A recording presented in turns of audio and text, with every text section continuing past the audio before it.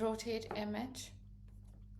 Now you are given a n by n 2D matrix which represents an image, and you need to rotate the image by 90 degrees clockwise.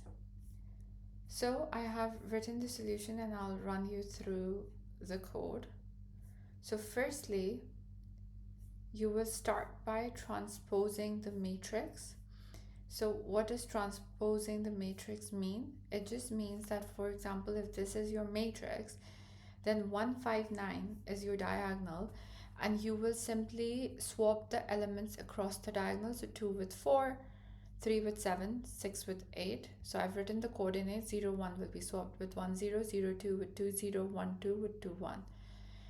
So this is what we are doing in the first part. So that's what's happening right now for I in range n, and for j in range I plus 1. So your jth coordinate is greater than I by 1. So you always make sure that your column coordinate is greater. And then you swap the elements. So this is how you have transposed the matrix. In the second part, you're again doing another for loop. And in this part, for example, if this is your grid 1, 4, 7, and if you consider the first row, so when j equals to 0, your matrix of ij will be matrix of 0, 0. So the value over here is 0. And then so this is 0, this is the first value. Then matrix of I minus j minus 1. So minus j minus 1 will give you minus 1, which will be the last value. So 7, because Python has negative indexing, so you will just access the last value. If it was minus 2, then it meant second last value. And then you just simply swap both the values, which means the first value becomes the last value. So 147 will now be 741 because 1 and 7 are swapped. 1, 2, 3, 4 becomes 1 and 4 are swapped, and 2 and 3 is swapped.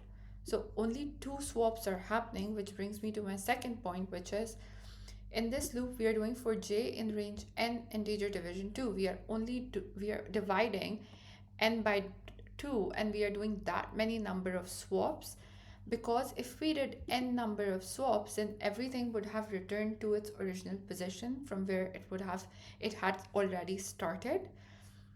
Therefore, for it to be effective, you need to do it. You need to divide n by integer division by 2 and do the swap that many times. So for 4 divided by 2, you only do the swap 2 times. And then lastly, negative indexing. So I've put something over here. So Python, as I said, negative indexing does work on Python. So because it was minus 1 in this example, it gets us the element sitting at the last index, which in this case is 4. If your answer of minus j minus 1 would have been minus 2, that means it gets you element sitting at the second last index. So this is the solution.